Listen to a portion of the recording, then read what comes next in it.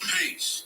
Brought to you by Iron Phenomenal Unlimited. This is the Speak Your Mind podcast, hosted by the Queen, Shanice Gatewood Ali, and the God, IP. Speak Your Mind, an open line podcast, delves into the week's current events, trending topics, and the social issues that affect Black people in America.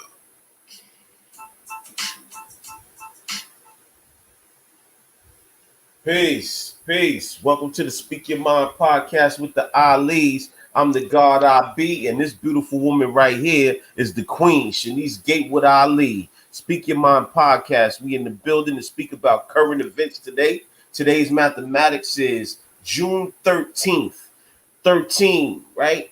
Is knowledge, understanding, or being born to culture or refinement. Knowledge is the accumulation of facts and information. And understanding is to perceive the true essence of what you're dealing with. So when you gather these facts and information and you could truly see them for what they are, you will add them to your way of life, which is your culture. Culture is one's way of life. My culture is our God. Today, we have a special day because today is the annual show and prove. It is the 50th anniversary of the show and prove for the 5% Nation of Gods and Earth. So there'll be a lot of festivities over there on 7th Avenue and 126th Street at the school. So if you want to, come by and stop in and see what the people are talking about. But without further ado, peace to the queen. Peace, queen. What's the science with you? Peace. How you doing? So, today's a busy day. Got my test. So it's a busy day. I just want to shout out to everyone who is participating in the shoe drive. We are Phenomenal Woman is collecting the shoe drive within the course of 2 months, and I just picked up my first batch, and I'm up to 25 shoes in the bag already. So with that, I say peace to everybody who have shoes waiting for me to come and pick up. I am working on it. Peace. So talk a little bit more about that shoe drive again. To give them some more information about what the shoe drive is for, what you're trying to accomplish, and how can you reach your goal. So we are Phenomenal Woman reached out to an organization that collects shoes for people who might be overseas or probably out here as well, who went through the whole something like a Katrina weather situation, whereas houses are knocked down and there's no clothes and no food, shortage. So what people usually do is people would send food and people would probably send clothing, but people forget to send shoes.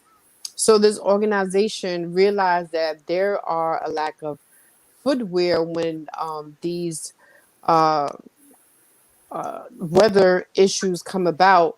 So they formed a organization. So with our help in the community, we are going to collect um 25 shoes, 100 bags. So it's in each one bag there's 25 shoes. And what happened is August 1st, the shoes is going to get picked up where the storage area is at, and big truck is going to come, and after that they will give a donation to We Are Phenomenal Women. With that donation, we are taking that to purchase book bags for our children going back to school for September. We done it a couple of years back, and it was a successful situation. We was with Brothers in Recovery in the park, and they had their annual barbecue. So what we did was We Are Phenomenal Woman linked up with them and did a whole back to school giveaway, book bag giveaway that particular year. So um, the children are going back into the schools, and we just want to make sure we supply them with book bags and hopefully some PPE as well. So that's the number one thing that we're working on right now. Also, we are working on a community violence walk. Community violence. We Are Phenomenal Woman is against community violence. So we would like for anyone who would like to participate in that, please go to wearephenomenalwoman.com, to our website, and submit uh, a volunteer for community walk in a subject title, and someone would definitely reach back out to you. So I noticed since I've been living down here in Harlem that Harlem is really community oriented. Like when it Hmm. comes to things like book bag drives and different charity events and giving back to the community, it's real heavy in Harlem. I know where I come from, upstate New York. There probably was some people that was doing it, but it seems like it's a lot of groups that do it in Harlem, and it's Hmm. it's really a lot of black culture that's doing it in Harlem. Can you speak about your history of growing up in that type of atmosphere? So I've been in Harlem, woof, forever years. When I say forever years, uh, all my life, I'm gonna say I did live in the Bronx at one point in my life. Then I lived up on Spanish Harlem area, but then we moved Spanish Harlem, which is Broadway area, Riverside, over that way for a little while. Then we came down the hill. And my grandmother, she lived on 139th Street in Edgecombe forever. And that's how we basically got started. And that in this 39th Street, 45th Street, this is all me forever. And I have seen, a lot growing up. I have seen the crack academic, what happened back then, how it really affected our people in the community. I have seen rats and garbage and abandoned buildings, you know. I have seen all of that, and it feels good to see that a lot of these things have changed. However, the biggest issue that we have now is our rent. Rent is extremely high. Rent wasn't high like that before. When they said affordable, it was affordable. Now, I don't know when they say affordable, who are they addressing it to? So, that's one of my main issues in Harlem. We did not have a lot of organizations when I was growing up that was actually giving out school supplies and book bags and things like that. But we all know um, what it is and what it feel like for your parents to be scrambling to get these things to prepare for the child or children for their upcoming year for school. And it was rough because remind you, a lot of our parents was on drugs, so it was rough. But now that I have the opportunity with my organization and the people that support, they actually, either somebody's going to donate money or somebody's going to donate, notebooks and pencils. We all come together. We all know how it is to be either a family member who struggled as a child, or now we are the adults who don't want those families to struggle. So it feels really good for the community to get together and really come back and do what they got to do. Yeah, I was watching a program this morning, and they were saying that New York City is the center of the world, right? Mm, Saying how a lot of things that start in New York City, it really spreads out all over the country and perhaps all over the world. So mm, I like that especially here in Harlem that they are very community oriented and they have instilled these programs because wherever we go henceforth, I think that this is stuff that has to be done in whatever community I'm involved in. right. We have to take the onus upon ourselves to actually say, okay, well, let's give the children book bags, or even if we have to get to the tablets. I seen a lady that was actually New York of the week. She said, I'm gonna reach out to these companies and see if we could give the children tablets, and Right. and she was able to start a whole initiative where she was giving out tablets during the pandemic. And all the children are in the house doing online work, so they needed Mhm. these tablets, and that was a very good initiative. That's beautiful. I want to say when it come down to problems, we figure out what's the problem and we find a solution and we jump for it. We jump to it. We don't necessarily need um politicians to do it for us. We need to just come together and make it happen for ourselves. For example, over the time of the pandemic, on our block, 5 blocks up, 5 blocks down, it wasn't no garbage cans. So, what I did was I went on Facebook and I spoke about it. I went live and I spoke on how there's no garbage cans. And remind you, people was walking around with their masks on, their gloves on. we don't want our children to pick up a used mask and put it on their face because they doing what their parents is doing, you know. So a couple of weeks later, you said, matter of fact, you did it again. And I'm like, what happened? What I do? And you was like, look at the corner. And I'm like, oh snap.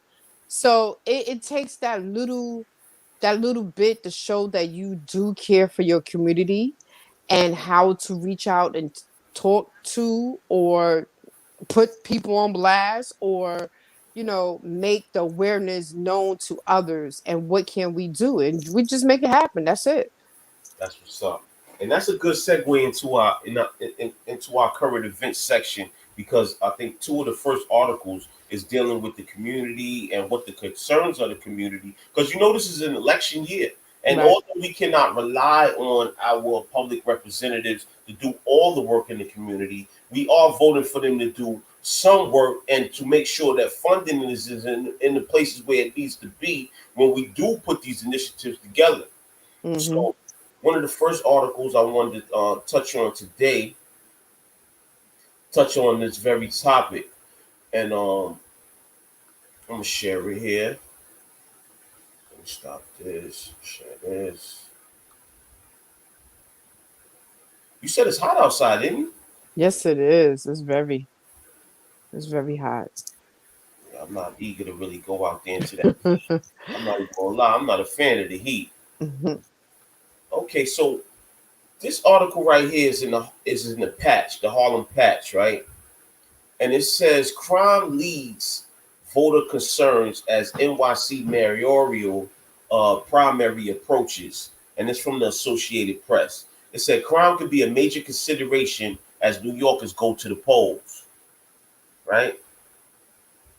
So New York City, fear of crime is back as a political issue in New York City. For the first time in years, it could be a prime factor in who voters pick as their next mayor. Early voting begins Saturday in the city's party primaries. Ballots are being cast as the city is emerging, brimming with hope after a year in pandemic lockdown, but also amid an unsettling rise in shootings. The violence is still well short of the historic highs of the 1990s or even in the New York City of the early 2000s, but it has forced leading Democratic candidates to balance talk of police reform with promises not to let New York backslide to its long gone days of crime capital. No one is coming to New York in our multi-billion-dollar tourism industry if you have a 3-year-old shot in Times Square, Brooklyn Borough President Eric Adams said in a recent debate, referring to a May 8th shooting in which a 4-year-old girl and 2 adult women were wounded by stray bullets. Adams, a former police captain who also co-founded a leadership group for Black Affairs, has risen to the top of most polls as issues of crime and policing have dominated recent mayoral debates. The race remains tight, though, with 2020 presidential candidate Andrew Yang, former city sanitary and commissioner Catherine Garcia, city comptroller Scott Stringer, and civil rights attorney Maya Wiley the top contenders in a field of 13 candidates on the Democratic ballot. The final day of voting is June 22nd, with the top Democrat in the overwhelmingly Democratic New York City highly likely to win the November general election and succeed the term limited Mayor Bill de Blasio. The Republican primary consists of Curtis Sliwa, founder of the Guardian Angels anti-crime group, and versus Fernando Mateo, a restaurant owner and advocate for taxi drivers. So the Times Square shooting and other high-profile crimes like last week's fatal shooting of the 10-year-old boy in Queens have sparked fears of a city under siege. Stop the bloodshed, screamed a recent front page on the New York Post, of which warned of surrendering streets to homelessness, filth, crime, and guns in an editorial endorsing Adams. The reality is more nuanced. So what you think about that? I don't know what's going on. I feel like crime have jumped um up. It became, I mean, the children now. I don't know what's going on. I'm lost from words from being a Harlem near forever years and seeing. what's going on. I can't even voice my opinion to it because I don't know. And it's very hurtful and it hurts to hear all this stuff that's going on. I have to pass on that one. I really don't know what to say. It For me to be here for all these years, it's really rough, And Brooklyn, woo, Brooklyn is always on the map. Why do we have so much hate with one another? Amongst each other. Yes, somebody mentioned. Thank you, Anthony. Mental health. It is a very serious issue, but it's like, is it about power and control with this gun business? You know, um, I don't know. Feel free to call in, Anthony. Feel free to call in. It's fine. Right. So, one thing I will say about this pandemic, right? The pandemic didn't create a lot of the issues in our community. However, it made them have more emphasis, right? It had what they call it, a synergistic effect on what was already in the community, right? So we had all of these health disparities, we had crime, we had drugs, we had all of these different things already going on, Hmm. right? And when the pandemic came on, you had people losing their jobs, you had people losing their loved ones, you had issues with the police with the George Floyd situation, you had protesting, you had all of these different things that have increased and created an atmosphere where it's just, it's out of control at this point. Right. So I do understand the want for more public safety. However, I cannot get into that conversation without prefacing it with what happened before, as far as George Floyd protests and the police brutality. So we have to have some type of sweet spot where we'll be able to engage in this public safety conversation within our community, but also be able to engage in the conversation of police reform. Right. And that's what's going to be the hardest thing going forward. Because if you push on one side too much than the other, then Hmm. we're going to have a detrimental effect. Absolutely. Well, let's just say this.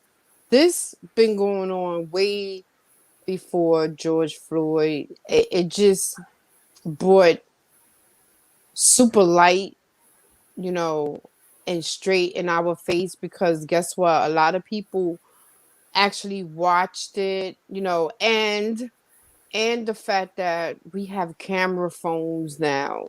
So someone was able to film it. It happened straight in people's face. Because remember Rodney King's situation, that was like, whoa, you Right. know. But this one here, it really affected us in a way because it got to the point that enough is enough. Damn, one of those things. And plus we was home. We was able to watch it, and then they played it over and over and over again. So it just, I think it did something to all of us. But my thing is, if we see that this is happening, even when we um shooting down our own brothers and sisters, what's going to happen? They're going to find you. You're going to go to jail. You're going to go to jail for a very long time. Why are we? Why? Like, where's the disconnect of you watching it on TV and then you go out there and do it, and then you think you're going to get away? I don't get it. I would not want to do a crime that I see that's going on every day, all day, and then they're going to catch me anyway, and then I'm going to jail. So, was that power and control worth your freedom? Right.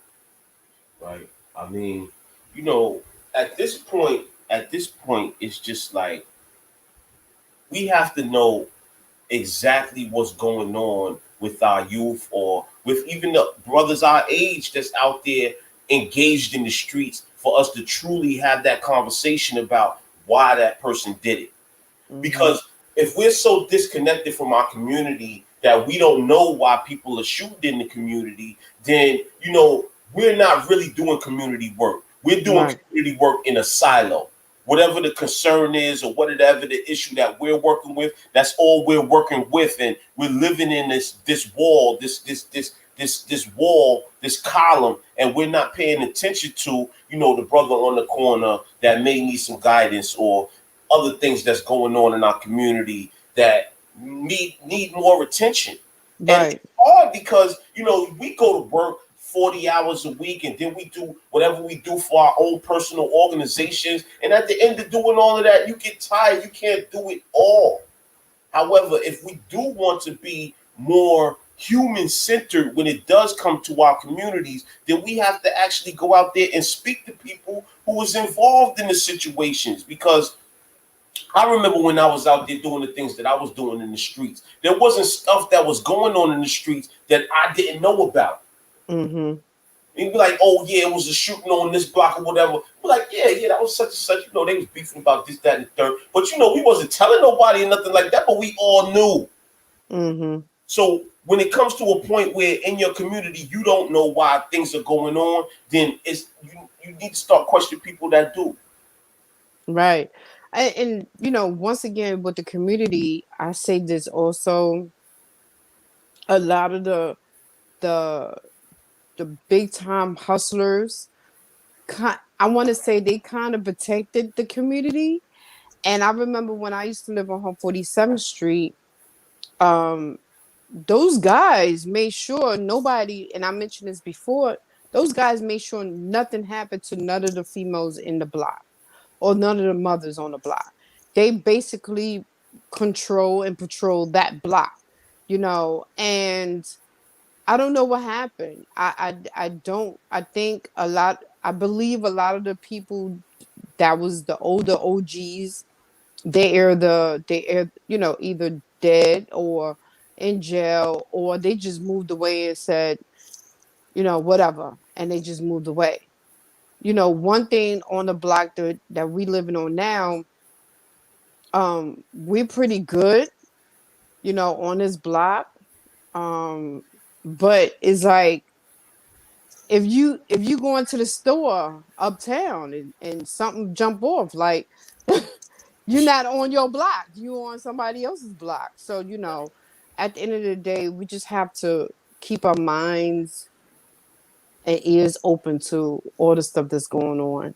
So Anthony Sinfield wrote, one of the issues is everyone didn't get a stimulus, but they hustle, so turf wars start, shootings, right? So yeah, some of us have not had a tax return, and one of the criteria for getting a stimulus check was filing a tax return so that they could send you the money. So if you didn't get a tax return and you're not involved in that system, then they didn't get stimulus checks. And even though stimulus checks were not enough to Right. pay for the various expenses that we have within our households, right? And they came too late, and it was not enough for all of these months that we have been out of, Right. regular life activities. And but when you got people that's out there in the streets, and they're not getting these stimulus, everything is going on out there. They're going to be turf wars on who could control the economic income within their various communities. He also said the pandemic caused a lot and exposed a lot of what has always been there. And that's something Of that course, that's true. so I'm gonna read this next article. This next article is right along the same lines, and it says, "Here's what Central Harlem candidates, which is where we're at, stand on issues." And it says the patch asked the District 9 City Council candidates to respond to the issues raised in our neighborhood survey. Here's where they stand. Right. So So wait, before you get into that, right. can you go back up to the picture? Yeah. Because not everybody know who's who. So we have the brother who have no mustache and no beard. His name is Keith Taylor. Mm-hmm. The young lady in the middle with the glasses, her name is Ruth McDaniels. Mhm. And then we have the brother with the beard. His name is Mario Roser. Mhm. And then this is someone I actually know of dealing with the Democratic Club, Keith Wright Democratic Club. His name is William Allen with the glasses. The young lady in the middle, her name is Christine Richardson. Christine Richardson Jordan. The other brother, his name is what's that? Perry, Pierre Pierre Gooding. Pierre Goody. And then we have with the young lady with the blue blazer, her name is Athena Moore. Then we have Josh Kinnan. Clinton. Then we have Cordell Clear Right. at the end. Right. So Harlem, New York, and this is also in the patch. You can subscribe to the Harlem Patch, and you'll get these. You'll get these in your email on the weekly or daily basis. And it's a lot of stuff that concerns your basic community. So anyway, Harlem, New York. It says in February, 4 months before the June 22nd City Council primary election, Patch asked Harlemites to weigh in about which neighborhood issues matter to them. All told, nearly 100 people filled out the survey, shedding light on what residents are looking for in the candidates for Harlem's 3 city council seats. The survey showed most readers live in District 9, the central Harlem seat currently occupied by Bill Perkins, who is being challenged by a whopping 12 candidates and amid claims that he has largely been absent from the district. So it says, among the takeaways, housing and homelessness emerged as a key issue, with 29% of respondents naming it as the most important topic. It was followed by public safety, policing and crime at 24%, and urban quality of life, public transit, street safety, bike lanes, parks at 10%. Now, with about 2 weeks remaining until the election, we asked all District 9 candidates to respond to those issues, as well as dirty streets, methadone clinics, and a big new development on 145th. Mm. Issues. The following candidates did not respond to our questions: Bill Perkins, Billy Council, Sheba Simpson, uh, Bernadette McNair responded to our separate questionnaire, but not answer. They did not answer these questions. Here's the Wow. questions we asked with excerpts from each candidate's response. Many in Harlem are worried about gentrification and the displacement of long-term residents, which is one specific policy. What is one specific policy you will push to slow gentrification? Mm. Kristen Richardson Jordan said she would push for rent-to-own schemes that would allow renters to buy out their own apartments. Pierre Gooden, Athena Moore, Ruth McDaniels, and Joshua Clinton all said that they will work to revise the area median income, which has faced criticism for being higher than the true median in most neighborhoods. Gooden said he would try to push it down to 35,000. Moore said she would encourage developments to include more affordable units, and Clinton said he would prioritize permanently affordable housing through a new city plan. Mm. Cordell Clear says she would advocate for a good cause eviction law to restrict landlords from pushing out tenants. William Allen said he would aim to provide at-risk tenants with lawyers and keep more rent-stabilized units. Keith Taylor said he would expand protections for low and middle income affordable housing and prioritize affordable developments. And Mario Rosser pledged to pass legislation with caps, rent hikes, and focus on constituent services that help tenants access existing support system. Some Mm. Harlem residents complaints that the neighborhood is oversaturated with methadone clinics. Would you welcome more services for vulnerable people in the neighborhood or push for a moratorium? Taylor, Allen, McDaniels, Clinton, and Rosser all said they will support a moratorium on methadone clinics in Harlem. Clinton said he supported the moratorium as a member of the community board 10. Uh, Moore said she would support legislation that prioritizes evidence-based injection sites without burdening any single neighborhood. And Taylor said he would work to spread clinics out more evenly citywide. Claire says she will push for property management of the facilities we have. Jordan said complaints over oversaturation were valid, but argued that combating the drug addiction should also include rehabilitation facilities, decriminalizing some drugs, and distributing Narcan. Gooden joined Moore in calling for safe ejection sites, saying his perspective was informed by his work at homeless shelters. Many Harlemites have complained about dirty streets during the pandemic. How would you help to clean up the sidewalks? Jordan, Gooden, Clear, and Allen all said Harlem needs more garbage cans, something you just spoke about. Clinton said he would use data to fight street litter by installing trash cans with sensors that indicate when bins are full. Jordan pointed to the city's removal of hundreds of litter baskets from Harlem, saying she would push to restore those baskets and increase the sanitation department's budget. Claire also said she would advocate for more baskets and more frequent pickups, as well as anti-littering awareness campaigns. Rosser said Harlem needs a call to action against littering, more frequent pickups, and more focus on the issue from elected officials. So these are some of the Absolutely. issues that they spoke about. They Hmm. also spoke about plans as far as the recently unveiled large development on 145th Street. That's exactly like where uh, Al Sharpton's headquarters, the National Action Network. Hmm. That whole Hmm. area over there is going to be torn down, and they're going to put some 282 affordable apartments and a whole development over there, as you can see. Well, And actually, that's it's been torn down. also, National Action Network was torn down already. No, the building that was Okay. overhead.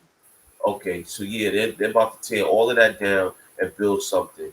So, the candidates tuned in on that. Some of them said they oppose the project and won't support it until there are more actual affordable apartments. That's what Rosser said. Gooden, McDaniels, Clear, and Jordan all said they will push to change aspects of the development. McDaniels and Jordan both said that they thought the building was too large and it'd Mm. be and there could be a significant increase in allotment of affordable housing.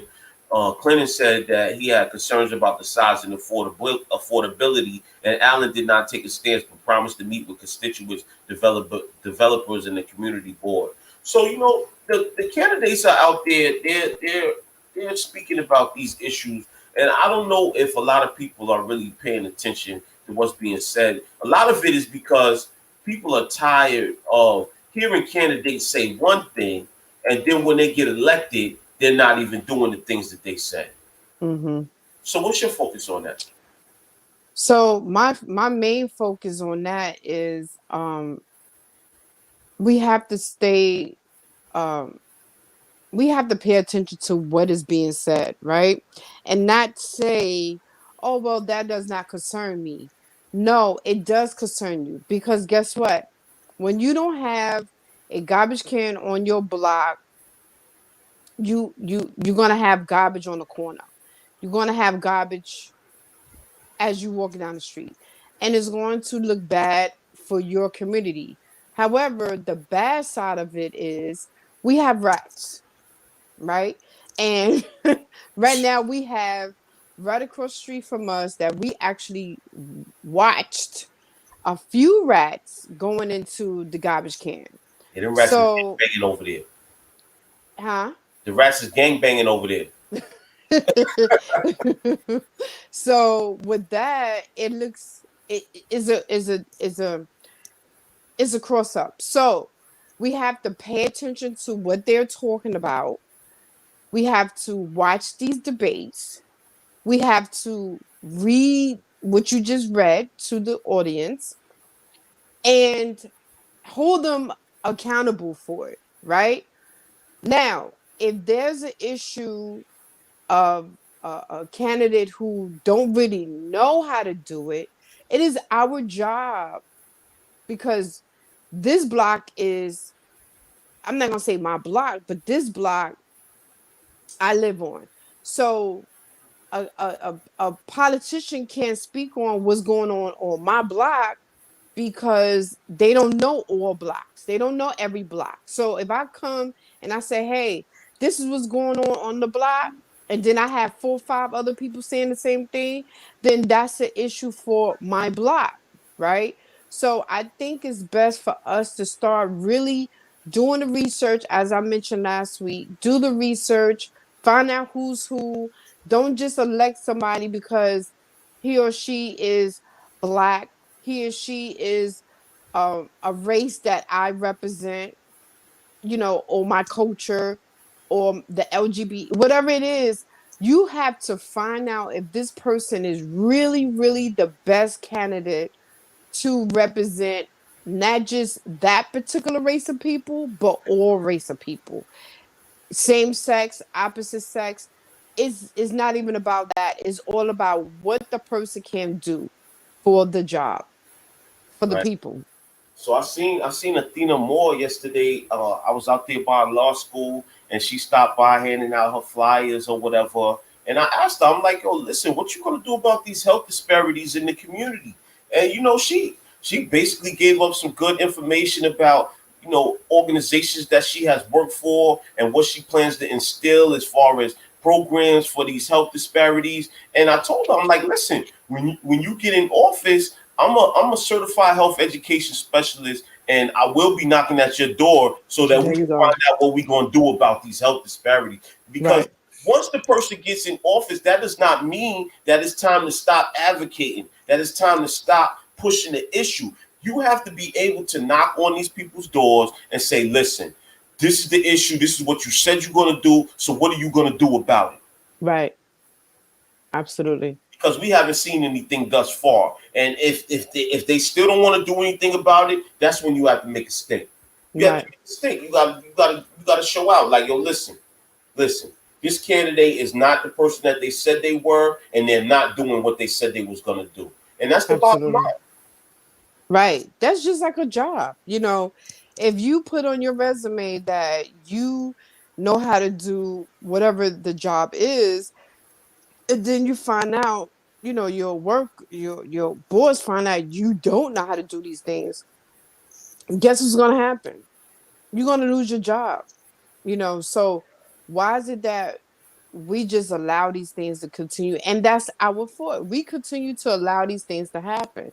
So yes, even with our community walk against community violence, that is our goal. Our goal is to reach out to the politicians and find out what is it that we can do together. When we had a situation where, remember, a lot of children was killing themselves because of bullying. Yes. I went to the office with Cordell Clear. She set me up appointment to go in and speak to our senator regarding bullying and our children losing their lives because they've been bullied. So with that being said, huh? You gotta call her. Oh, great. Okay. Please call her, state your name. Hello? I can't hear you, caller. They're really low. They're really low. Hold on. Let me see if I can fix this up real quick. Don't hang up, caller. Stay in.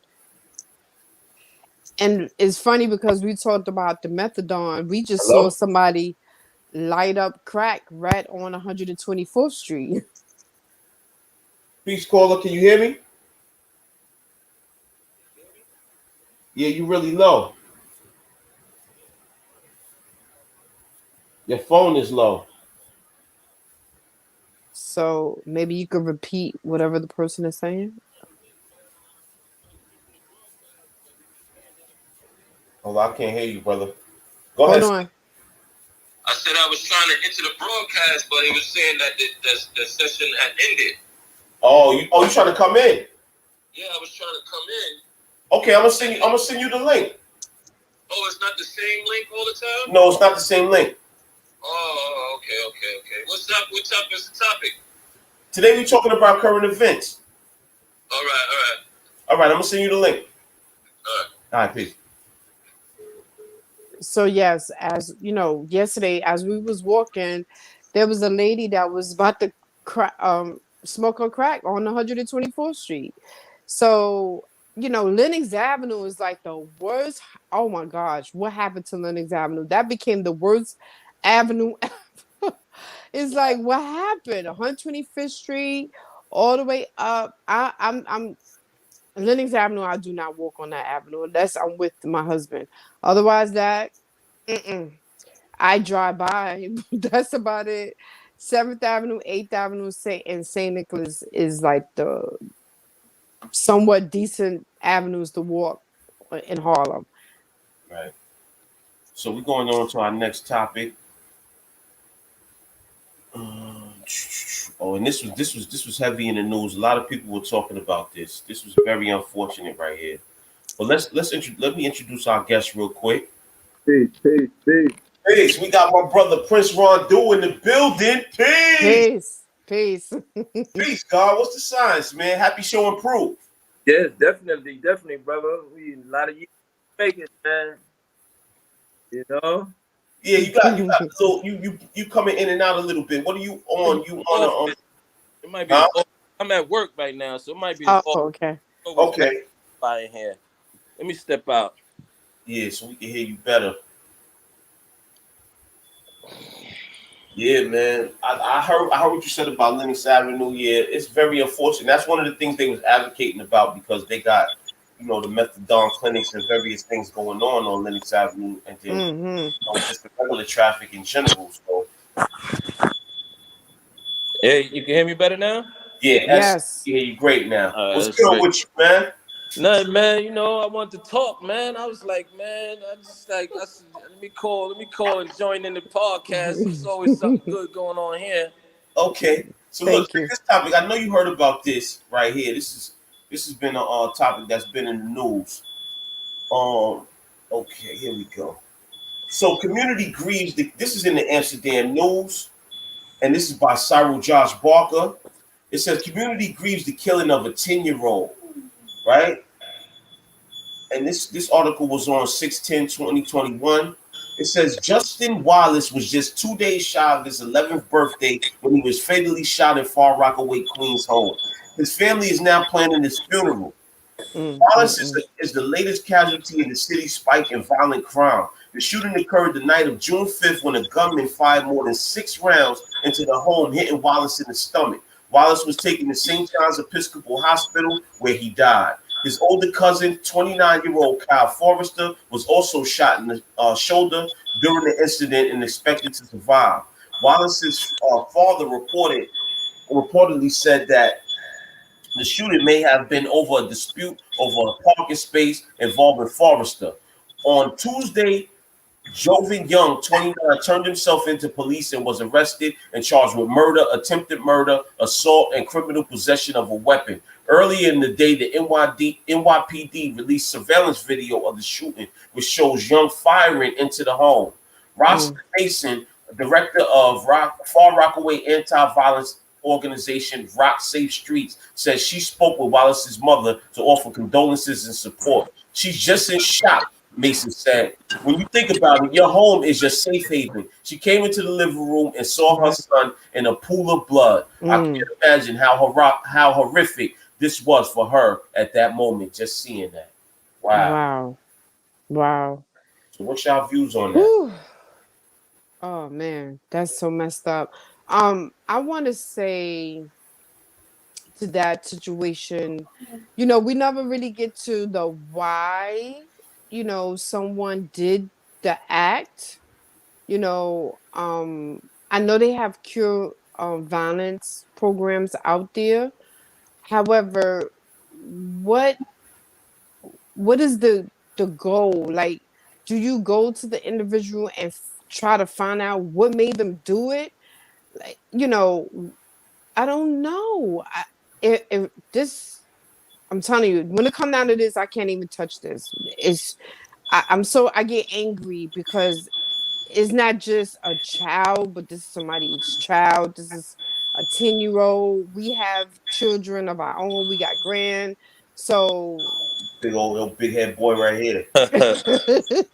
So yeah, can I chime in right fast yes, on I would love this? for Madge to charm in. Thank you. Yes. So this is something I'm dealing with, like from my other job. I have a participant who she witnessed her brother get killed in front of her, right in front of their doorstep, right in the projects in Tilden Projects in Brownsville. And so, as I talk to her and try to help her, like to unpack her feelings and to, try to make some type of sense of, what happened, that is one of the main things that she always expresses to me, where she says, I wish I could just talk to him. I wish I could just find out why he did this to my brother. Like why? I don't feel like nothing that we go through here in our neighborhoods is that serious to always have to resort to murder and us killing each other. And so I think back and I remember like there was some type of programs when I was incarcerated. I forget what type of program or who was trying to start it, but they was trying to start something where the families of victims could get in contact with um, the person who was convicted of harming their family members, and it allowed a chance for them to get some answers that they need to give clarity and some sense of closure, for them, and it also gives the the convicted, the person that was convicted, an opportunity to express remorse or whatever occurred, to give the family some sense of clarity about what happened. And I think this is something that needs to be like further developed, where we can get some type of connection between that disconnect between families and suspects, for lack of a better word. Right. Well, You this know, is a perfect segue into the recent information that we found out earlier this week about our organization, and this is a perfect opportunity for you to break down what our organization is, what it stands for, and the things that we'll be doing in the community concerning these issues. right. So, our organization was just been certified by the IRS, giving us official tax exempt status and official capacity to do whatever we want to do. It's called MADGE, which is an acronym for Mentors Against Drugs and Guns Through Experience. This organization was something that we have been building for quite some years now. I think it's almost pushing 10 years. We've been talking about this, developing it and building it. And the whole mindset and the idea behind Madge is that when me and the God I be was incarcerated, we just noticed the faces of the prison population were just getting younger and younger and younger. And we seeing these brothers come in that look like they belong in college instead of a prison yard.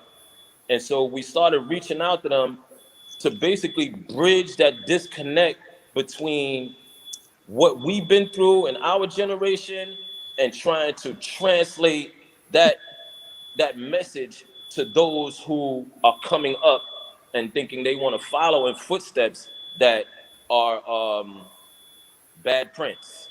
You know what I'm saying? That is a bad footprint towards life, in which some of these, younger people, they emulate. They look at, they see these rap videos, they see what's going on, but this stuff is not real. You know what I'm saying? So we try to bring a sense of realness to these topics of drug abuse, gun violence, in order to change mindsets, to get people, particularly these youth, you know, to just start thinking differently, because you can't think the way we was thinking and think you're not going to suffer the same consequences that we suffered. Right. And so who knows where me, the God I be, and a whole lot of other people would be if it wasn't if we didn't have, the wherewithal to, just bring this consciousness to mind, to be like, enough is enough, and we got to stop this. I And want to. that's what we do here at Madge. That's what we want to continue promoting in the community. And so we could just basically get everybody, not everybody, but we could get, if we can reach the most vulnerable population, our marginalized population in these neighborhoods, to change their way around and look at a new day with a new mindset, then that is our goal. I want to ask. Will Could you guys be able to go into the prison system? That's number one. And what? How do you feel about um instead of uh the judge and giving these life sentences, if the families of the person get together and say, hey, this person needs not life in jail, maybe they need 5 years and constant therapy or mental health, Mm, program or whatever the case may be, instead of life. Because right. putting our black men in jail forever, that leads to women without any black men. Let's be honest. Yes. you know. Well, So what again, is your thoughts on that? to begin, I think that our focus in the beginning will be more or less on small groups of youth.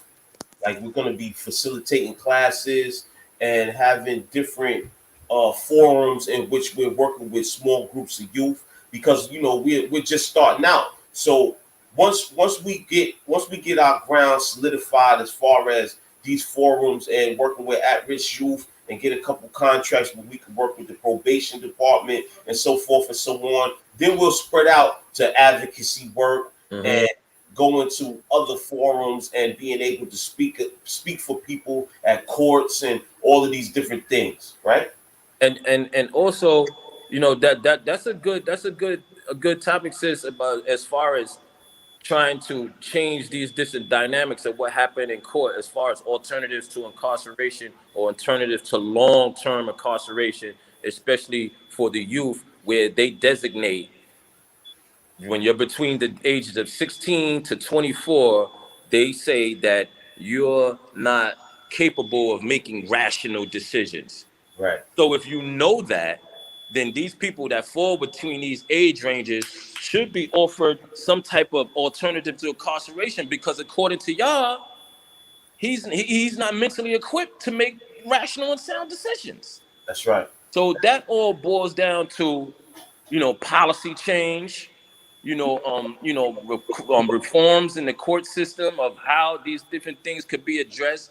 And that's another thing that keeps um, nonprofit organizations hands tied, because we can't really advocate for these like police policies and changes, like as far as like political candidates, to far as to speak out to them, to be like, yo, you need to get on this and that. So it's just like a way that they always just keep our hands tied Hmm. from really really doing the effective work that needs to be done.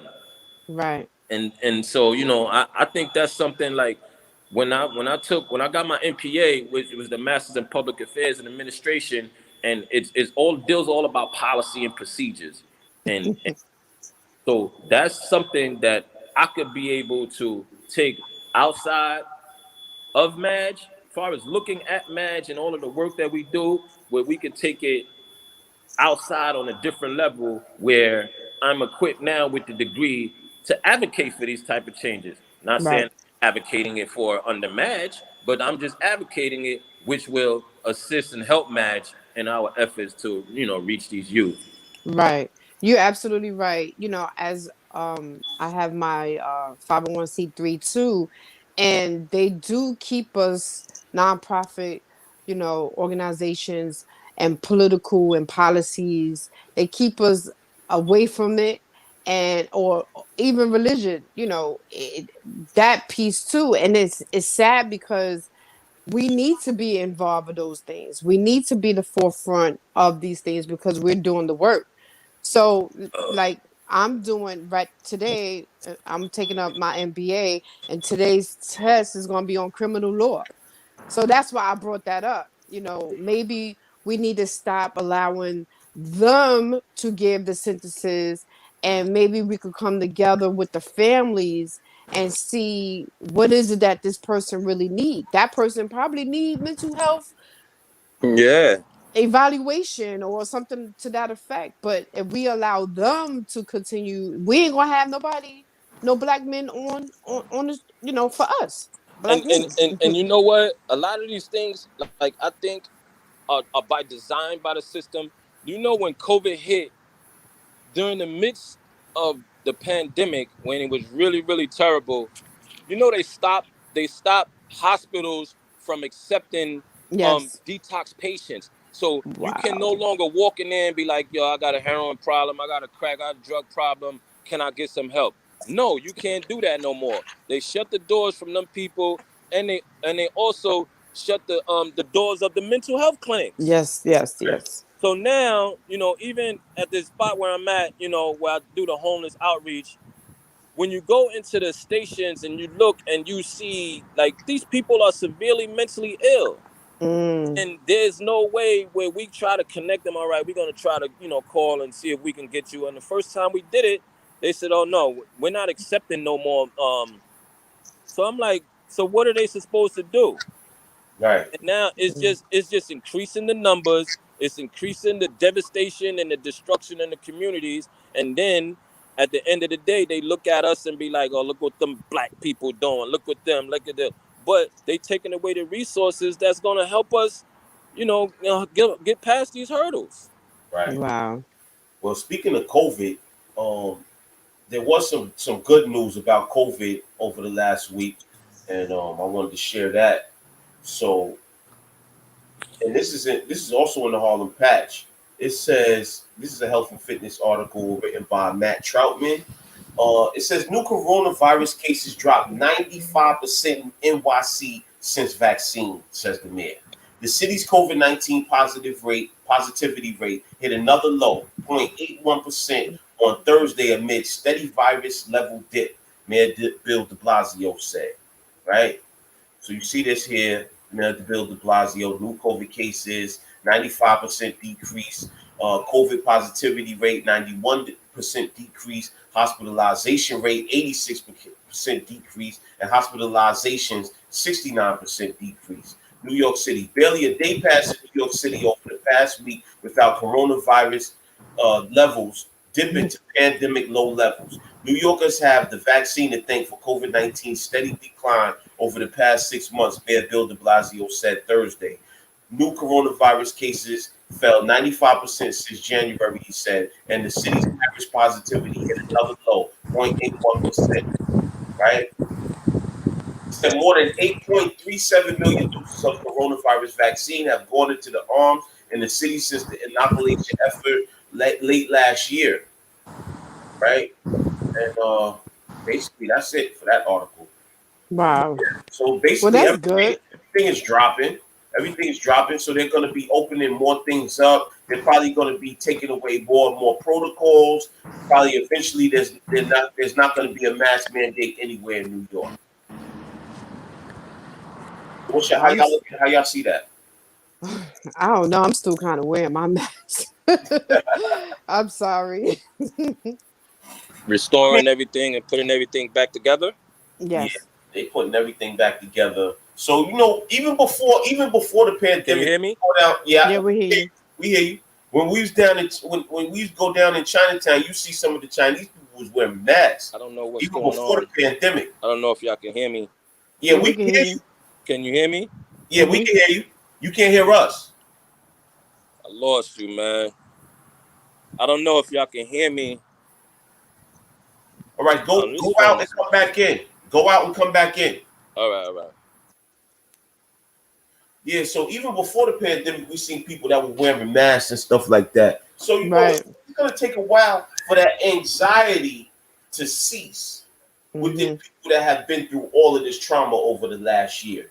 So, Mhm. we probably won't feel comfortable not wearing a mask. Like yesterday, matter of fact, yesterday I was at the show Improve, and all of the guards and ushers out there, and some of them didn't have masks, some of them did, but I found myself steadily easing back away from the crowd, putting my mask on, and making sure I was socially distanced and all of that. I think that's something that's probably ingrained in me at this point. Yeah, it becomes like it's like it becomes a normal part of your psyche. You know what I'm saying? After Yeah, all of this time, because I find myself doing that too. Like, I'll be around people. A lot of people like, oh, I got the vaccine. I'm good and this and that. And when I come around crowds, like, I may, just be mingling and stuff like that. But then it's be something just bothering me, like, hold on, these people, like, back up a little bit. Like, you know what I'm saying? So I back up and I throw my mask on, You know, a lot of people like, oh man, you good, man. You don't need that mask. And I'll be like, listen, like, you know, I'm just gonna. Make sure you're good. Yeah, gotta make sure I'm good. Word. Right. I feel you. Exactly. You went. We can't hear you now. You went I on don't know mute? what the Yeah. hell is going on, man. We got it. You got it. We hear you. That's that. That's that. That's that. Nah, I ain't gonna say that. Nah, it ain't that. It ain't that. Ah, Nah, but it's like over here in the airport because I'm like in the airport area, and it's always they Oh. always have this problems over here with the connection. that's But the Mm-hmm. whole Queens is like that, man. yeah, this phone, I don't know, man. This iPhone, man, been messing up so bad, man. I think I'm about to go back to Samsung with somebody, man. Mm-mm-mm. Yo, but Well, listen, it's the 5G. You got it on your 5G, right? I don't know, man. Yeah, you got a new 5G phone. If you got the recent iPhone, you have a new 5G phone. And I looked it up, and they said that iPhone 12s is having a lot of issues because if a lot of people don't know, the 5G signal is not that strong. It doesn't go through walls well. It doesn't go through skin. It's not that strong of a signal. it's true. Mm-hmm. So Yeah, got that 5G up, that joint is No going to be good. cutting in and out, cutting in and out, cutting in and out. Right. yeah, Wow. man. It's 2 o'clock. My relief's supposed to be here, man. I was going. Well, I don't want to take off topic, but You yeah, gonna pop out to the show and prove? yeah, I was gonna come up there after work after I leave here. Yeah, I'm gonna come out too. Plus, I want But to see y'all, but this once again, like, conversation, it's like Yeah, we got to I get back always to used to it. tell you before, like the mental stimulation, like where is it? Like, you know what I'm saying? And then sometimes it takes effect on me where I just fall into a whole drum like of everyday existence. We're not really paying attention to what's important. You know what I'm mm-hmm. saying? That's why I commend y'all like that. You know, y'all keep it alive. You know what I'm saying? Y'all keep it alive. You keep the talks alive because when we just lay dormant and just allow our brain cells to just lay dormant, there's no stimulation. And that was one of the Right. things that I always cherished and had me endeared to IB as far as that, we talk some stuff where we just talk trash, Mm-hmm. but then we can switch to another lane where we get these intellectual, mentally Mm-hmm. stimulated, conversations that, I think is not only integral for just personal growth and development, but for collective as far as just trying to continue the work that we're embarking on. Absolutely. I want to ask, are y'all gonna have another peace walk? Yes. So I was talking to IB, your husband, about it, and what we want to do this time. I'm trying to think of a name for it, but I want to invite a lot of organizations so we can do like a various like group organization. Not group, but like different groups coming together and and doing this walk for a certain cause, which I'm still brainstorming about doing it. So we're not doing just men. We want to invite these women organizations, I Am Phenomenal Woman, um, all of these different organizations. I know you probably know some Mm-hmm. that's run by women, and a lot of Mm-hmm. women are involved, and so we can just bring everybody together, map a route out where we can end at Barclays Center, Mm-hmm. and we all can have an opportunity to To speak speak. out and Mm-hmm. just put our issues or whatever it is on our mind out there. Okay, that sounds great. So I'm So, look at mhm, maybe I was want to say July, but before the summers of July or August, we definitely gonna have it put it together. So we just got to start reaching out to different organizations, gauge interests, and then we just move from there. Yeah, let's do that okay, in August. Let's do that that in sounds August. great. We pick it That like sounds great. one of the first and second weeks in August. Yeah, something like that. Yeah. All right. Matter of Okay. fact, the second week, cause going back to Vegas. Yo, man. Well, that sounds good because I'm actually working on a community walk against community violence ourselves over here in Harlem. So that is while we get those organization information, I could pass that on to you guys and let y'all know their information as well. Mm. Yeah, you This is just gave me an idea. an article in the Amsterdam News right here, Mm-hmm. Yo, right? I gotta go in. I gotta clock out and everything and finish all of this work up. But I'm coming uptown, so I'll see you when I get up there, maybe like 3:30 or so. Yeah, hit me up. I'm getting a shower and all that and get ready, all right? All right, All right, sis.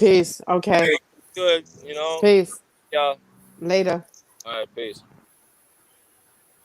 Yeah, so this was an interesting article in the Amsterdam News. It's called "The Changing Face of Harlem." Mm-hmm. It's by Tatiana Herrera. Mm-hmm. It's about gentrification, right? Mm-hmm. So it says it was a time of change and progress. African Americans found a place where they could build a community and open businesses away from the prevailing racism that existed throughout the country. People of African descent migrated from the Caribbean as well as Paris in the hopes of something better. Writers, painters, and artists all converged in one place, Harlem. It was the 1920s and the beginning of the Harlem Renaissance. Harlem is now regarded as a cultural center for African Americans throughout the world and one of New York City's top tourist attractions with many museums and theaters, including the famous Apollo Theater.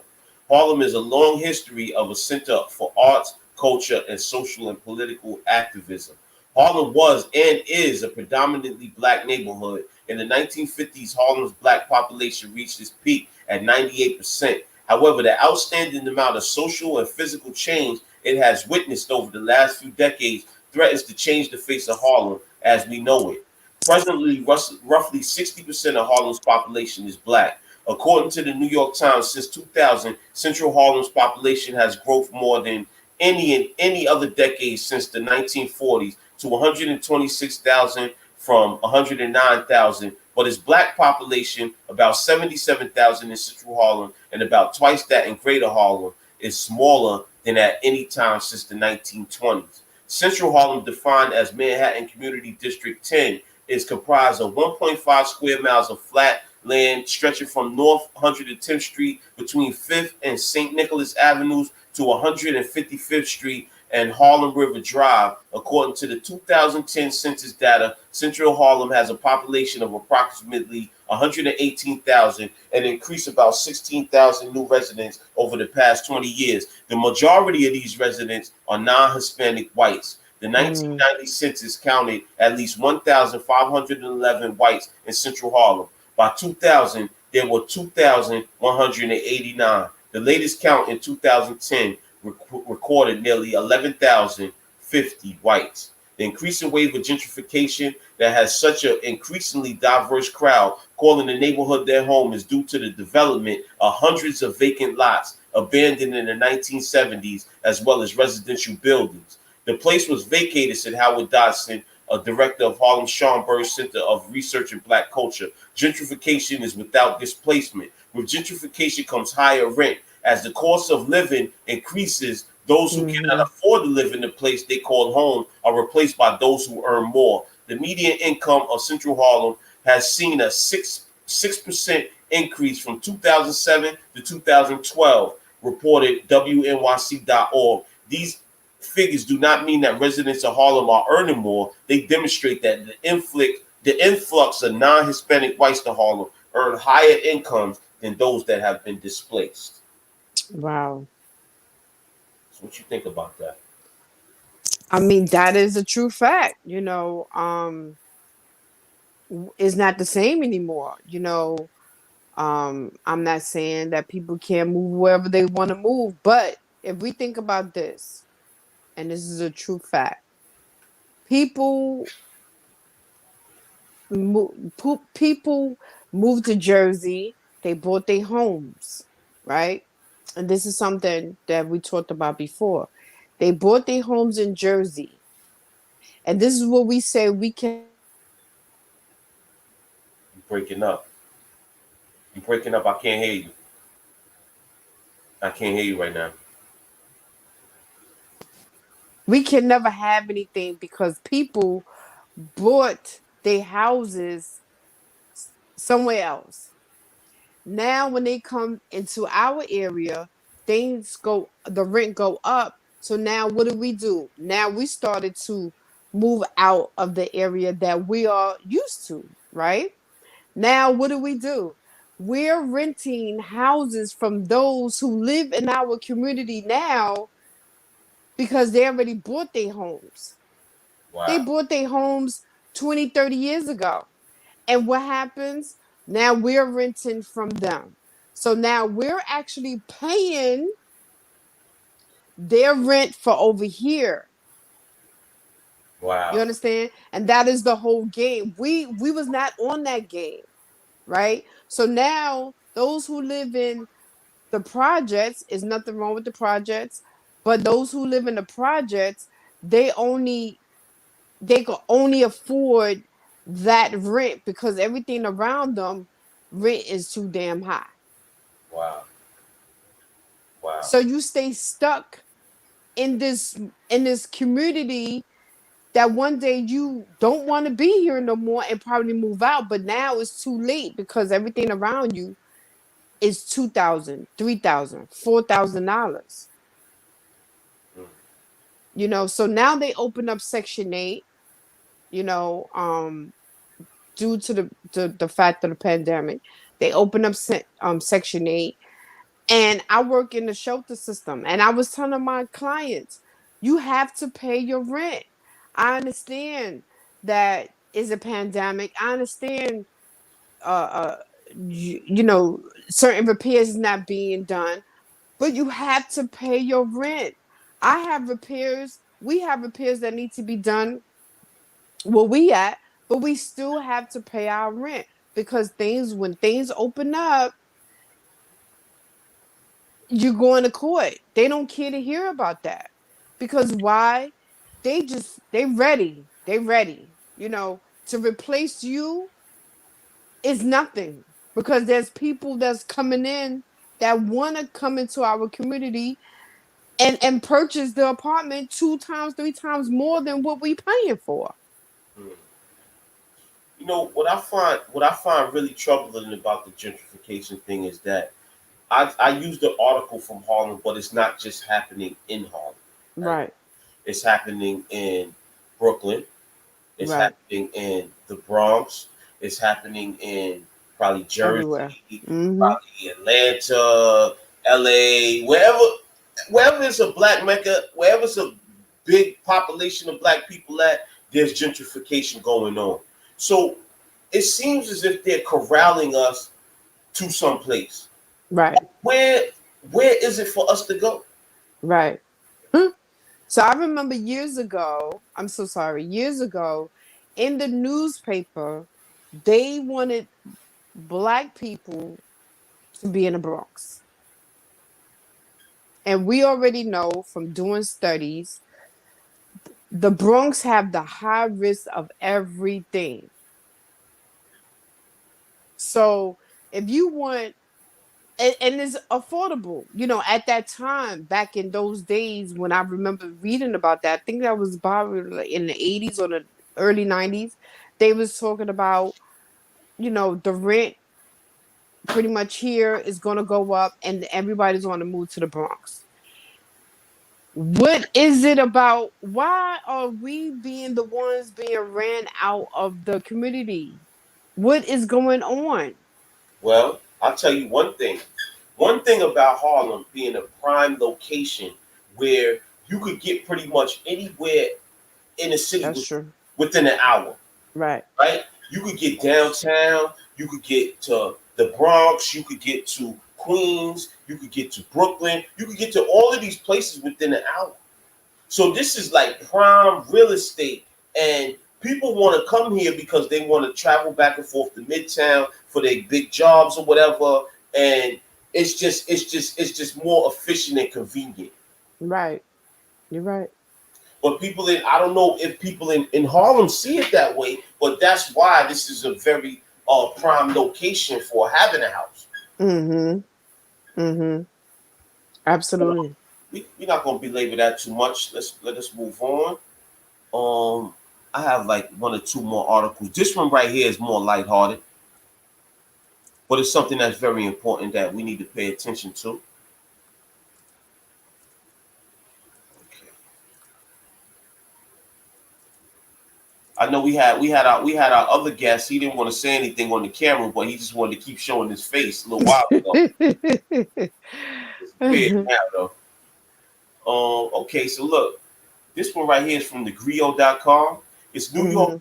legalizes marijuana and Jay-Z prepares for the takeover.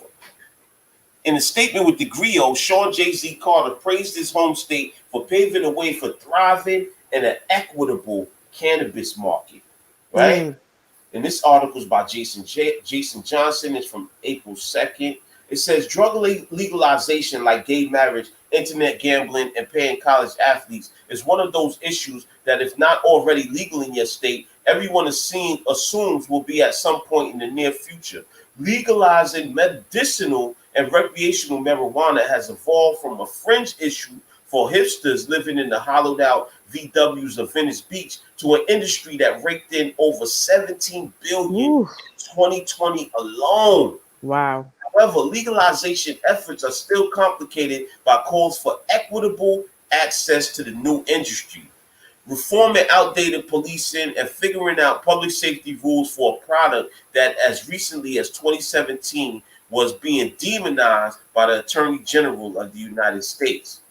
Somehow this week, the state of New York seems to have solved several of these problems and opened the door for legal, medical, and recreational marijuana, earning the praise of business organizations, businessmen, and particular businessmen as well. Look, they weren't worried about the laws as much as they tried to decide how to split up the tax revenue, says Steve Allen, referring to the legalization announcement in New York. If there's anyone who knows how profitable the new weed business can be, it's Allen, the CEO of the parent company, the largest vertically integrated marijuana company in California. The parent company boasts investors like Meek Mill and Rihanna, as well as a stable of brands and products produced by smaller companies in their portfolio. While based in California, the parent company has always had its eyes on New York's market, and breaking into the Big Apple is certainly a lot easier than the company's chief visionary officer just happens to be the most famous New Yorker who hasn't run for president yet. Jay-Z has been instrumental into what we do, says Allen, who believes that the rapper turned mogul's mission is to bring dignity to cannabis while help and will help smooth the transition of legalized drug sales of business and regular consumers alike. Mm. Drug legalization is going to hit the New York like a tidal wave, and while the city might be flush with cash, in an exclusive quote to the Griot, Mr. Sean Carter seems equally interested in how social equity programs and black entrepreneurship can grow out of this new market. The new cannabis legalization in New York is incredibly exciting. It represents a long overdue opportunity for New Yorkers, for the cannabis industry, and for social equity and social justice, said Jay-Z, who serves as the chief visionary officer for the parent company and owns his own cannabis brand, Monogram. Mm. Wow. So Wow. I want people to sit here and understand, right, that at one time it was a lot of people that were engaging in the illegal cannabis market, right? I remember coming from various places, coming to Harlem to buy marijuana, right? Whether it be from Queens or from upstate New York or from various places. Harlem is a mecca for marijuana, right? Mm. So when you look at that and now you see that it has been legalized and you have all of these different companies that are planning to get major profits off of this industry. But the people who were actually at the heart of it during the time when it became popular, they are not making the same amount of money off of this issue. And this is Mm. very important when you talk about equity. What are the industries that we actually control? What are the industries that we can actually make money off of so that we can increase the wealth within our communities? Because Mm. we were brought here to do labor for a certain dynamic. And Mhm. now that that labor is gone, what crop do we actually control? Like, for instance, let's take Chinese people for instance, right? Chinese people, and this is not to be, anti-Asian or anything like that. A Chinese person can come to America and learn how to cook, and they can open up a Chinese restaurant in pretty much any state and any community in the country. Mm-hmm. They are known for that. When it comes to Italians, they can pretty much open up a pizza restaurant any place in America and make profit off of that. Mm-hmm. Or just an Italian food place. Mm-hmm. And, it's various cultures that have staples that just by name recognition, culture recognition, or racial recognition alone, they can go to a community and open up a thriving business. Right. What do we have that's in that dynamic? Nothing. Maybe soul food. Okay, so I want to just say, we have been doing a lot of our studies on, and by me going to school, and I'm learning so much on the business aspect. So a lot of these uh, ethnic race of people, they put their money up. They put their money up. This is why I spoke on business susu. Now I understand some people have their issue with susu, right? Okay, I understand. But give me another word or another term to use to get people to understand that it's not a susu where people's taking your money and running off with it. No, that's not the plan. The plan is a business susu. People put their money in this pot, and when it's a person's time, as in you have certain things in place, you would get that money. So that way you don't have to go to the bank, because the bank might give you the loan and might not give you the loan. So do you supposed to give up your goal, your plan, because the bank said no? But meanwhile, the business susu, as long as people can see that you have a 5-year plan, you have ways to do whatever it is, how you want to close. If you want to put your susu money into marijuana, that's on you, because the name of the game is we have to level up, right? So Jay-Z have money. Jay-Z and all the rest of them have money. So now they take their money, because money talks and bullshit walks, as they say. They take their money and they put it in this situation. Meanwhile, we, and I'm not one, but we have so the weed for so long, and what did we get out of it? We wound up going to jail, you know what I'm saying? Or we just have not even a car yet, not even a house yet. We just have the latest pair Nikes, the Jordans, the blah blah blah. No, we have to change our mindset. Number one, change the narrative. If this is what you want to do, taking your money and put it in marijuana because you know this is what's popping, do it. However, do it with a group, because majority of us don't have the money to do it by ourselves. And if you look at it, what exactly they did, this parent company organization, it says it has people that are investors like Meek Mill, Rihanna, and Jay-Z is the chief visionary. So they're basically doing what you're talking about, just on a higher scale. So if they can do that, there's correspondence with that. Correspondence meaning whatever's on the higher level can be done on the lower level. So That's we true. have to have people in our communities that are willing to come together and invest as a cooperative in these different things when it's time to invest in them. Because this is what's hot right now. So how do you get people involved in it? I was downtown and I walked in an area, what was that, 34th Street or 42nd Street?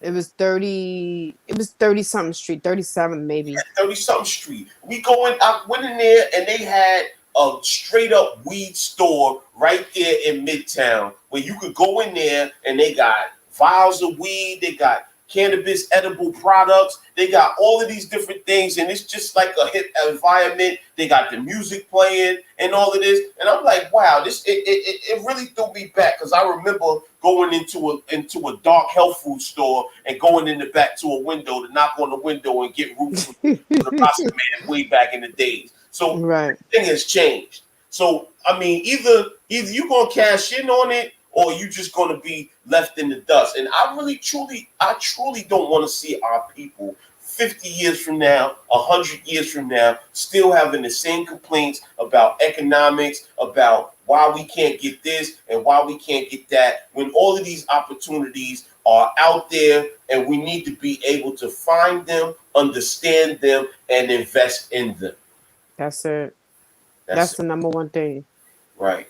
So I have two more articles and then we're going to close out.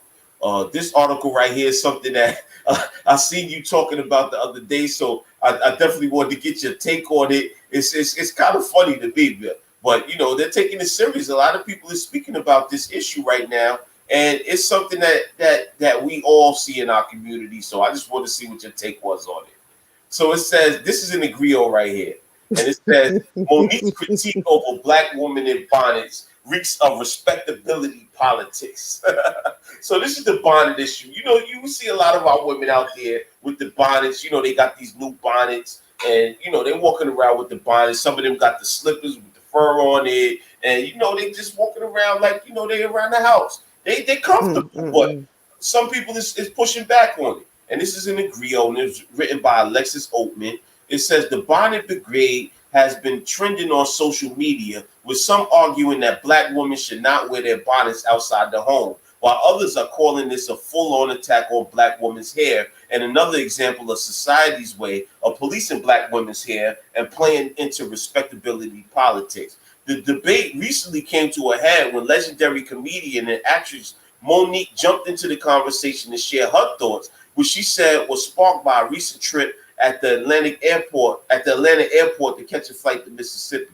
I saw so many of our young sisters in head bonnets, scarves, slippers, pajamas, blankets wrapped around them, and this is how they're showing up to the airport. She explained in a 5-minute IGTV video. I've been seeing it not just at the airport. I've been seeing it at the store, at the mall. I've been seeing sisters showing up with these bonnets and hair scarves and slippers. And the question I have to you, my sweet babies, when did we lose our pride in representing ourselves? Right. So this is the picture of Monique when she's having this conversation, and as you can see, she's in her bathrobe, right? So Monique claimed it was about pride in yourself, showing up to places presentable and presenting yourself. She even gave a thinly veiled warning. If I see you in the streets, in the airport, in Walmart, and you got a bonnet on, and you got on slippers, and you looking like you looking like what the F, Auntie gonna tap you and say, hey baby girl, show what you're worth. Mind you, throughout the entire video to her 1 million followers, she was wearing a bathrobe. Okay. Now I believe that the reason why she wore the bathrobe is basically to meet them where they at. It's not like she was outside, because that is the main issue, right? Wearing your bonnet, your slippers, your flip-flops outside. She's inside, and she's probably showing, wear this in the house, right? She's not outside. And let me tell you, I just want to agree that how is people going to take us serious if we walking around with our furry flip-flops, and then your feet is dirty, okay, and then you come in the house, it's not like you change your flip-flops, you still wearing the flip-flops in the house. That is an issue. That is disgusting. You're taking the germs from outside the house. I mean, outside in the street, inside the house now. So now you have a child and your child drops whatever, and majority of the time, I what do our children do? We just pick it up and eat it, right? So we got to look at the germ aspect. Then you wearing your bonnet. What what are we losing? How can I consider you as a queen if you don't consider yourself as a queen? You're wearing your bonnet outside. Bonnets supposedly be for when you take a shower. How did this thing became a trending situation that our women or young girls wearing bonnets outside to a club or to a party or something? What is going on? Are we that damn lazy that we cannot fix our hair? Are we being that damn lazy that we just don't give two shots about how we look anymore? What is going on? Well, let me ask you this, right? Is it specifically the bonnet? Because I I will say the other day on 7th Avenue, I seen a young girl. She had on a super bonnet. This joint was like this. She's looking like the mushroom lady. That joint was walking, Right. flying back and forth. But the bonnet does look a little crazy. But not too long ago, they had the women with the silk scarves that would come out, go to the store with the silk scarves, maybe some pajama pants, run to the store, then run back. Is it specifically that women are not trying to do much to upkeep themselves in their neighborhood anymore, or is it specifically this bonnet issue? Okay, so the other day I was on somebody's Facebook page and this man was having he was a DJ. He was having a whole party outside. And then when he was filming the party, and when he went to turn it to the left, it was two young girls with bonnets on at the party. At the party? Oh wow! He's having a party outside. He's DJing everything. And he's when he turned, he showed that piece. What? I don't get it. I don't get it. Who came up with this mess? Not everything is for us to do, not for us to be a part of. Not everything. Those slippers, we have a 26-year-old, and she will wear her furry flip flops outside. And then I'd be like, why are you wearing them? And then you come here and you don't even take off your shoes because you've been wearing them things on. And I said, look at your feet. Oh wow, mom. Yeah, look at your feet. It's dirty. Mm. Are you kidding me? Just like the young men who wear their pants all the way down to damn near their knees, and they sit on a train and come home and sit on their bed. Remind you, they never once pulled up their pants, but they would sit their butt right on their bed after they sat on everything. That's I a don't get it. that's a very good point right there. And a lot of people are not paying attention to that. And lately, it's not even just lately, for a minute now, as soon as I come in the house, I'm taking off all my clothes. I don't even want to sit on the couch after I done sat in public with them pants on or whatever. So, for you to be all day, you got your underwears sitting on everything, touching everything, and then you lay in your bed with that. That's like crazy. That's super crazy. Right. So I mean, maybe we just need to have a moratorium within our community and start talking to people like, yo, listen, we don't think that this is proper etiquette. I think we need to have an iron phenomenal survey outside and ask them why do they wear their bonnets. So that way their reasons might help me understand. I'm not saying I'm going to agree with it, but at least I have a better insight of why they're doing it. And those who say I don't know, it's only because they following what the next person is doing. So maybe we could get Nat Official or Johnny Perez and one of them with the camera, and we could stand that in the main thoroughfare like 125th or 145th or somewhere, and we could just take that survey on and just ask people why they wear their bonnet in public or why they pants is down to their ankles. Absolutely. Want to do that one day? Yeah, sure. All right, so we do that in the near future. Okay. Coming soon to you. The survey, Right. the clothing etiquette survey. We're gonna do that.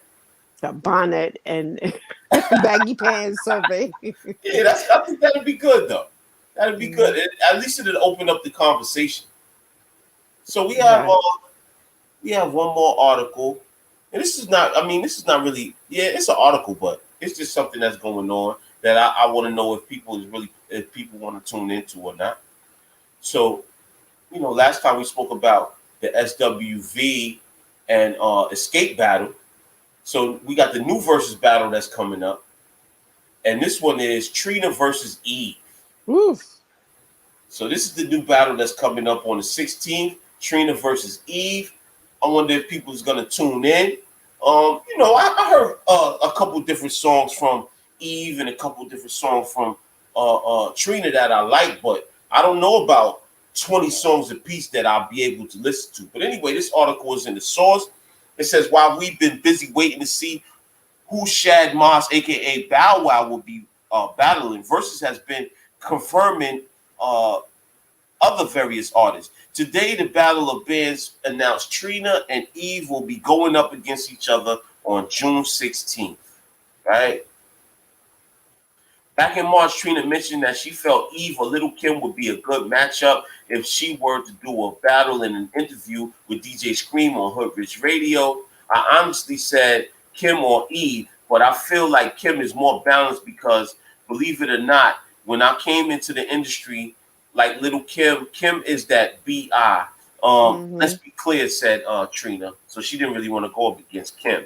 The Miami rapper went on to say that she looked up to Little Kim when she came into the industry. She also said that the combination of her legendary status and her records would make it a celebration.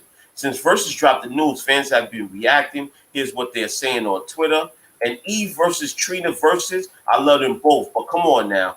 Trina clearly has more to work with here. Eve had a run, but come on. Snap. Eve versus Trina is if this Eve show up, it's over. Wrote homie straight. Oh, he talking about the early Eve. Okay, Eve versus Trina doesn't make a lot of sense, but I will be present with a drink and a stack. This is a Katrina Laverne Taylor household. Wrote great is Nate. So anyway, I mean, people is chiming in about this battle. I don't know. I think I might tune in for it, but if I start to get bored, I'm not. I'm gonna turn this joint off because sometimes in these battles, it be music that's really not something that you listen to on a daily basis, and you can't really get into it. It starts to get boring. But hopefully, this battle would be pretty good. Sometimes it be people that do not have 20 plus hits. They'll start to play music that people haven't heard before or new music, and then it starts to know. I think the best thing that about the verses has been when it's been 20 songs that you have heard, have engaged with, have played in your daily life, or have heard on the radio consistently, and it brings that reminiscent factor. But what's your Absolutely. thoughts on it?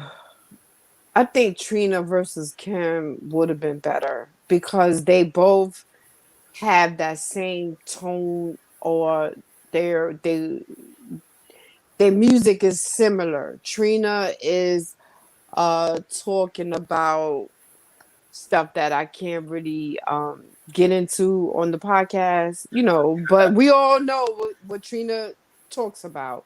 And Little Kim does too. Eve is, I don't even think I heard a lot of Eve songs. I Mm. probably heard like two or three. I don't think Eve and Trina would be a good look, but let's see how it work out. And best wishes to both the Black Queens. But I think Eve and Trina, I mean not Eve, Kim and Trina would be better, and that would have been a better look.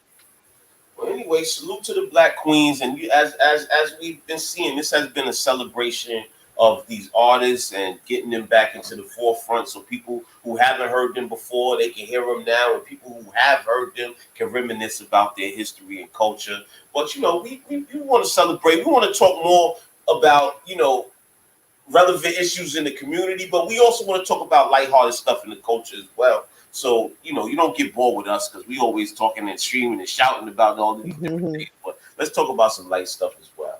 So Right, absolutely. that's the last thing I wanted to talk about today. And I think that we talked about some relevant things in the community. My brother chimed in and popped in the house so we could talk about a couple things. And, I'm happy that we have finally received our 501c3 status so we could get our mentoring organization out there and do the things that we wanted to do within the community. My wife has We Are Phenomenal Women, and I see the great work that she does advocating against domestic violence. We also have I Am Phenomenal that's out here to facilitate classes, also to work with businesses and help them to reach the next level. So we got work to do out here in the community. We just got to turn all of this stuff into something that is able to survive economically. Right, absolutely. And then also, something else I have done, um, took, last week when we had our financial person, finance expert on, she put something in my head that makes sense, and it made me go out there to actually do it, which was she spoke on. I said, I'm always saving money, my pennies, dimes, nickels, and she was like, okay, so what is that doing for you? I got quiet, like, oh, whoa, okay. And, she basically said, if it's just sitting there and it's not bringing you no money, then what is it really doing? So that made a lot of sense. So I cashed in a bag of my coins and I bought my first stock. I've been looking at. I've been thank you, and that's it's for both of us. At the end of the day, that's our goal. This is what we, changing the narrative. We can't preach change the narrative, and we still in the same rut. So once again, look into stock, find out about it, get some information on it, and get a investment, a person who's going to help you invest in the right stock. So I have had stock for years when I worked at my other job. I had S&P 500 and a few others. So I've been in stock for a minute, and I'm just realizing this. I'm like, wow, I have had stock about 12 years, and now I'm into this new job, and I got out of it. So with that being said, take your little coins and make something happen for yourself and for your family. And look, we want to give something behind, give something to our young man that's in the corner there. What's your name, young man? What's your name, young man? Come here. What's hi. your name? You keep coming in. Say hi. She said, what's your name? Now you shy? What's your name? Say it right there. What's your name? This is the microphone. Amir. Oh, Amir. Hello. Say peace to all the people out there that's listening. Peace. So we signing out. This is my special guest Amir, and we gonna say peace. We signing out. Thanks to everybody that tuned in. Peace. Peace.